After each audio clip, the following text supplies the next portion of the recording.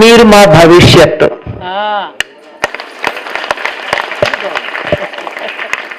మీరు మా భవిష్యత్తు. మీ కుటుంబంలో వారికి భవిష్యత్తు మీరే, ఈ దేశానికి భవిష్యత్తు మీరే, ధర్మానికి కూడా భవిష్యత్తు మీరే. మీ వల్లనే ఈ దేశం, ఈ ధర్మం ఈ విధంగా నిలబడతాయి. మీ వల్లనే మీ కుటుంబం తలెత్తుకు తిరుగుతుంది. మా పిల్లలు అని ఇలా చెప్పగలుగుతారు. చిన్న తేడా వస్తే మా పిల్లలా అండి అని తల వంచుకు మాట్లాడాలి. అంతే కదా? మా పిల్లలు అని, మా కుటుంబం పరువు నిలబెట్టారని, మా దేశం యొక్క ఘనతని ప్రపంచవ్యాప్తం చేశారని, మా ధర్మం యొక్క పవిత్రతని ప్రపంచమంతా తెలిసేట్టుగా చేశారని అనుకోవడానికి కారణం ఎవరవుతారు? మీరే. మరి మేమేమిటి? ఏం చేశామో తెలియదు, చేశాం, మాకు చేతైంది. ఎంతవరకు చేశామో తెలియదు, ఏ వ్యక్తులు ఎంత చేశారో తెలియదు, మొత్తం కలిపి మా తరం ఎంత చేసిందో ఇంకా తెలియదు. కానీ ఇప్పుడు మీకు మార్గదర్శనం మాత్రం చేస్తున్నాం. ఎలా వెళ్ళాలో దారి మాత్రమే చూపించగలుగుతున్నాం. మేము నడిచి నడిచి నడిచి అలసిపోయాం.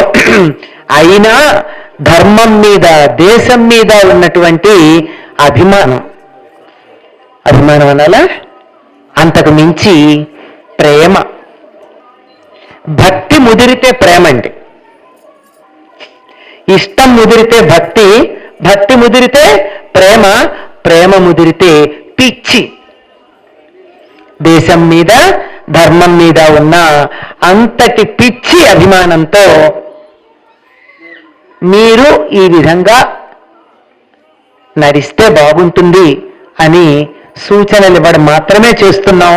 చేతైన వరకు 1, 6 అడుగులు వేస్తున్నాం, కానీ పరుగులు పెట్టే వయసు దాటింది. ఇప్పుడు మీరు పరుగులు పెడతారు, ఎగురుతారు, గంతులు వేస్తారు. ఎన్ని గంతులు వేసినా స్థిరంగా నేల మీద నిలబడగలుగుతారు. అది ముఖ్యం. గంతులేసి పడిపోకూడదు. జిమ్నాస్టిక్స్ లో పాయింట్ ఎక్కడొస్తుందో తెలుసా? ఎన్ని రకాలుగా చేసిన తర్వాత ఇలా పడ్డారనుకోండి, అన్ని పాయింట్స్ పోతాయి. అన్నీ చేసిన తర్వాత చాలా మామూలుగా 1 అడుగు తీసి అడుగు వేస్తే ఎంత నెమ్మదిగా వేస్తారో అంత నెమ్మదిగా వేయగలగాలి. అది ప్రధానం. అటువంటి మీరు అందరూ, మిమ్మల్ని అందరినీ మేమేం సంబోధిస్తాం? మామూలుగా మన సంప్రదాయంలో అందరిని ఏమంటాం? అమ్మ, తల్లి అని సంబోధిస్తాం. ఇంకా కావాలంటే బంగారం, ఇలాంటివన్నీ తర్వాత విశేషాలు. ముందు మాత్రం ఏమ్మా అంటాం. అంటే నేను అమ్మనా అని కోపం తెచ్చుకుంటారు ఈ మధ్య కొంతమంది అమ్మాయిలు. ఏమిటి, నేను కంటికి అమ్మలా కనపడుతున్నానా అని. తప్పే ఉందమ్మా. అమ్మ ఆయి కలిస్తే అమ్మాయి.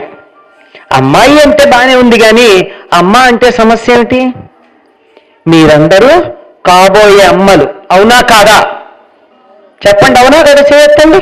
మీరందరూ కాబోయే అమ్మలేనా? అవునా కదా? సిగ్గుపడకండి. సిగ్గే ఉందమ్మా. మీ మీదే మా ఆశ అని చెప్తున్నాను కదా. నేను ఇప్పుడే ఒక పెళ్లిలో ఆశీర్వదించి వచ్చా. 10 మంది పిల్లల్ని కనమని చెప్పొచ్చా.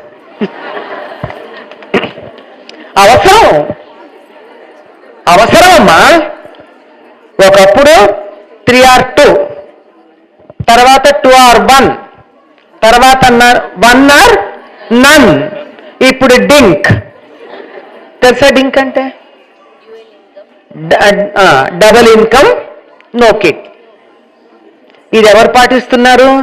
దురదృష్టవశాత్తు మనమే పాటిస్తున్నాం, మిగిలిన ఎవరు చేయట్లా. మనం అంటే మీకు అర్థమైపోయి ఉండాలి. హిందువులు సనాతన ధర్మాన్ని పాటించేవారు.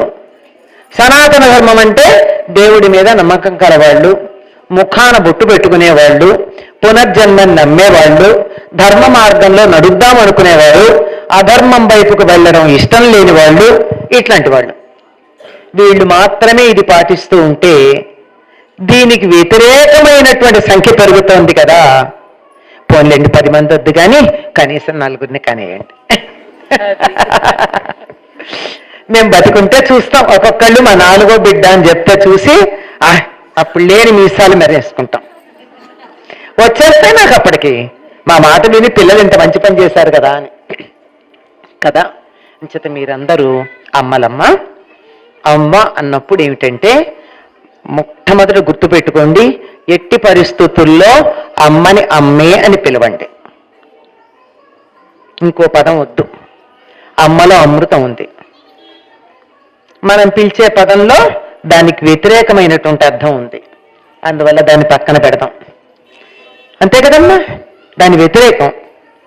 నేను 45 ఏళ్ళు ఉపాధ్యాయురాలుగా లెక్చరర్గా పనిచేశాను. నా విద్యార్థుల దగ్గర నేను ఒక్క గురుదక్షిణ అడిగా. వాళ్ళు చాలామంది ఇచ్చారు నాకు. ఇచ్చారంటే మాట అనడం కాదు, కనపడితే చెప్తారు. ఏమంటే అప్పటి వరకు ఏం పిలిచినా అప్పటి నుంచి వాళ్ళ అమ్మని అమ్మ అని పిలవాలి, వాళ్ళు అమ్మ అని పిలిపించుకోవాలి. మగపిల్లలైతే వాళ్ళ భార్యని అమ్మ అని పిలిపించాలి. ఇదొక్కటే మీరు నాకు ఇవ్వగలిగిన గురుదక్షిణ. మరి ఇంకోటి ఏదైనా అని అడిగినప్పుడు చెప్పాను, ఇంట్లో అందరూ కలిసి భోజనం చేయాలి. కలిసి భోజనం చేసినప్పుడు మాత్రమే ప్రేమాభిమానాలు ఉంటాయి. అంతే కదా. ఇంకొంచెం వేసుకో, నీకు ఇది ఇష్టం కదా, నచ్చలేదా, కారం ఎక్కువైందా, ఇలా మాట్లాడుతుంటే అందులో ఎంత ప్రేమ ఉంటుంది. ప్రేమకి మరి పడిపోయిన వాళ్ళు ఎవరుంటారు చెప్పండి. ప్రేమ అంటే అలా ప్రేమాభిమానాలు పెరుగుతాయి, కుటుంబ బంధాలు ఉంటాయి. కనుక మీరందరూ కాబోయే అమ్మలు, మంచి భవిష్యత్ తరాలని తీర్చిదిద్దవలసినటువంటి వాళ్ళు. దానికి గాను మీరు చక్కని ప్రవర్తన కలిగి ఉండాలి. ఇప్పటికే ప్రవర్తన కలిగి ఉన్నారు అనడానికి నిదర్శనం ఏమిటంటే మీరంతా ఇక్కడికి రావడం. లేకపోతే రారు కదమ్మా. గుడేమిటి, మాకు పూజ ఏమిటి అంటారు. మీరందరూ ఇక్కడికి వచ్చారంటేనే మన సనాతన ధర్మం మీద మీకు అభిమానం ఉన్నట్టు. దాన్ని కొనసాగిస్తూ నేను జై శ్రీరామ్ అంటాను అని ధైర్యంగా చెప్పే కాలం ప్రస్తుతం వచ్చింది. ఒకప్పుడైతే నేను అదే చెప్తూ ఉండేదాన్ని, మనం ఇట్లాగే ఉంటే జై శ్రీరామ్ అంటే జైలుకి అని. ఆ పరిస్థితి పోయింది. ఇప్పుడు జై శ్రీరామ్ అంటే కూడా మనం ఇక్కడే ఉండగలిగినటువంటి పరిస్థితిలో ఉన్నాం. హాయిగానే ఉంటున్నాం కదా, అనగలుగుతున్నాం కదా. కాకపోతే కొన్ని పనులు ఇంకా చేసే పరిస్థితి లేదు. అటువంటిది వచ్చేట్టుగా చేయవలసినటువంటి బాధ్యత, ఇంకా బాధ్యత అనే దానికన్నా కర్తవ్యం మీ పైన ఉన్నది అని నేను గట్టిగా నమ్ముతున్నాను. మీరు ఏమి అనుకోకపోతే 1-2 విషయాలు చెప్తా. ఏమి అనుకోకపోతే ఎందుకన్నానో చెప్తా. ఎందుకో తెలుసా, మనం సనాతన ధర్మాన్ని విశ్వసిస్తే చేయవలసిన ప్రధానమైన అంశాలు ఏమిటి? ముఖాన బొట్టు పెట్టుకోవాలి. రెండోది, మనిషి యొక్క విలువను తెలియచెప్పేది కట్టు, బొట్టు, జుట్టు.